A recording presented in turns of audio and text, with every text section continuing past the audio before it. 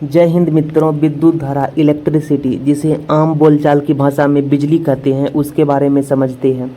आवेशों के व्यवस्थित प्रवाह को ही हम लोग विद्युत धारा कहते हैं।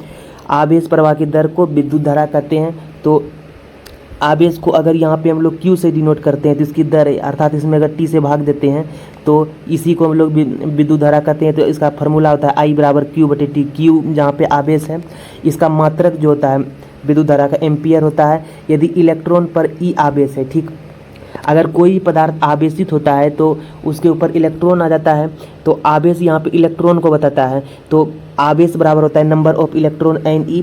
तो 1.6 गुना एक इलेक्ट्रॉन पर आवेश होता है 1.6 गुना 10⁻⁻19। विद्युत परिपथ में विद्युत धारा मापने के लिए एमीटर का हम लोग प्रयोग करते हैं।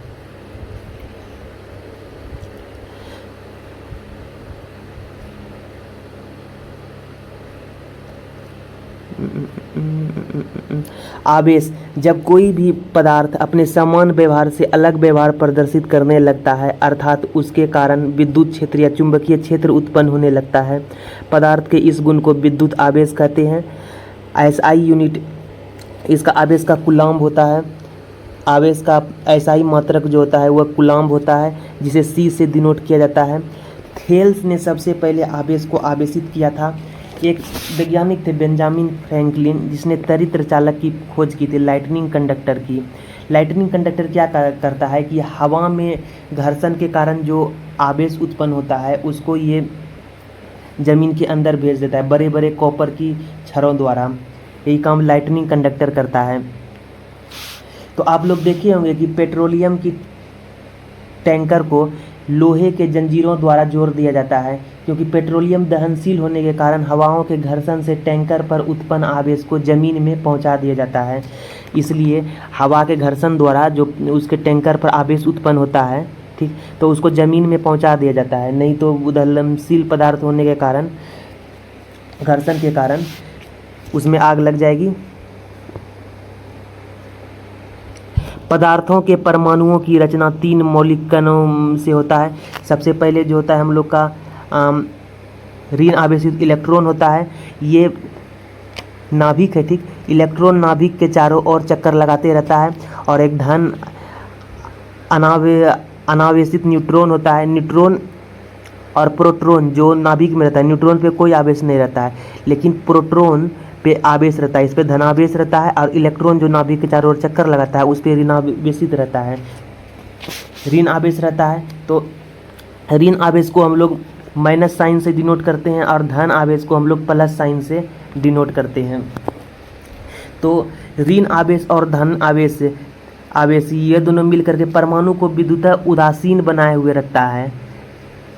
अगर ये संतुलन जब बिगड़ जाता है तो फिर परमाणु फिर आवेशित हो जाता है।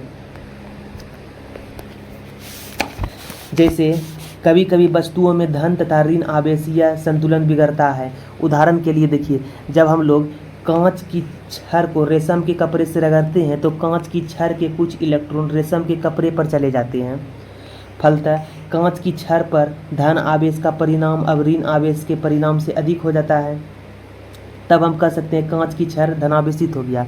कांच की छड़ से इलेक्ट्रॉन निकल करके रेशम के कपड़े पर चले जाते हैं। तो कांच जिससे इलेक्ट्रॉन निकलता है तो वह हमारा धनावेशित होता है, और जो इलेक्ट्रॉन को ग्रहण करता है, रेशम का कपड़ा ग्रहण किया है, तो वो हमारा ऋणावेशित हो जाता है। इसी तरह एनावाइट की छड़ को जब ऊन के कपड़ों से रगड़ते हैं तो कुछ इलेक्ट्रॉन ऊन से एनावाइट की छड़ पर आ जाते हैं। तो एनावाइट के छड़ पर इलेक्ट्रॉन आ गया है, तो एनावाइट की छड़ यहाँ पे ऋणावेशित हो जाएगा, क्योंकि उस पर इलेक्ट्रॉन आ गया है। और ऊन यहाँ पे धनावेशित होता है। इलेक्ट्रॉन को खोकर कोई पदार्थ धनावेशित हो जाता है और इलेक्ट्रॉन को पाकर कोई पदार्थ ऋणावेशित हो जाता है। इससे हम लोग यह कह सकते हैं कि आवेश संरक्षित रहता है, न तो आवेश को उत्पन्न किया जा सकता है और न ही आवेश को नष्ट किया जा सकता है। आवेश इलेक्ट्रॉन की संख्या को बताता है। चालक तथा विद्युत रोधी, ऐसे पदार्थ जिनसे होकर विद्युत आवेश उसके एक भाग से दूसरे भाग तक जाता है चालक कहे जाते हैं, और ऐसे पदार्थ जिनसे होकर विद्युत आवेश एक भाग से दूसरे भाग तक नहीं जाता है विद्युत रोधी पदार्थ कहे जाते हैं। चालक को कंडक्टर कहते हैं, विद्युत रोधी को इंसुलेटर कहते हैं। चालक पदार्थ में जैसे धातु में अगर हम लोग देखें तो चालक पदार्थ में तांबा आ जाता है, चांदी, लोहा, इस्पात। मनुष्य का शरीर भी हमारा जानवर का शरीर सब, ग्रेफाइट, अशुद्ध जल सब, ये सब आर्द्र हवा, पृथ्वी, ये सब चालक के तरह काम करता है। विद्युत रोधी पदार्थ में कांच हो गया, मोम हो गया, ला, चमड़ा, एनोवाइट, लकड़ी वगैरह सब, शुद्ध जल, रुई, ये सब हमारा विद्युत रोधी पदार्थ के तरह कार्य करता है। आप लोग देखे होंगे कि जब कोई भी करंट होता क्या है कि जब हम घर्षण के कारण, या जैसे आप लोग बचपन में देखे होंगे कि आप लोग कलम को बाल से रगड़ते होंगे तथा पेपर के नज़दीक ले जाते होंगे तो पेपर उसमें सड़ जाता होगा, धूल कण भी उसमें कुछ कुछ चिपक जाता है। तो ये जब बाल से रगड़ते हैं तो ये हमारा कलम आवेशित हो जाता है, इसलिए ऐसा होता है। उसी कारण से जब कोई भी चीज़ आवेशित होती है, ठीक, तो उसके ऊपर इलेक्ट्रॉन आ जाता है, और जब वही इलेक्ट्रॉन उस पर आ गया और जब वही इलेक्ट्रॉन आगे की ओर फ्लो करने लगता है तो वही विद्युत धारा बन जाता है, ठीक। और विद्युत धारा जो होती है वो मैग्नेटिक फील्ड उत्पन्न करती है अपने चारों ओर, वह चुंबकीय क्षेत्र उत्पन्न कर देता है विद्युत धारा।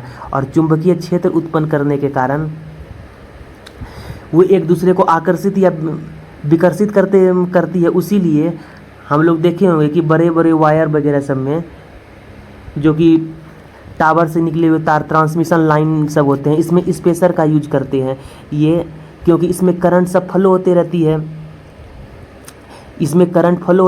तो ये सब मैग्नेटिक फील्ड भी उत्पन्न करता है। और मैग्नेटिक फील्ड उत्पन्न करने के कारण ये सब आपस में चिपक न जाए, इसलिए इसको अलग रखने के लिए स्पेसर का यूज करते हैं। यहाँ पे रिंग टाइप का कुछ स्पेसर बना हुआ है, इसी का हम लोग यूज करते हैं।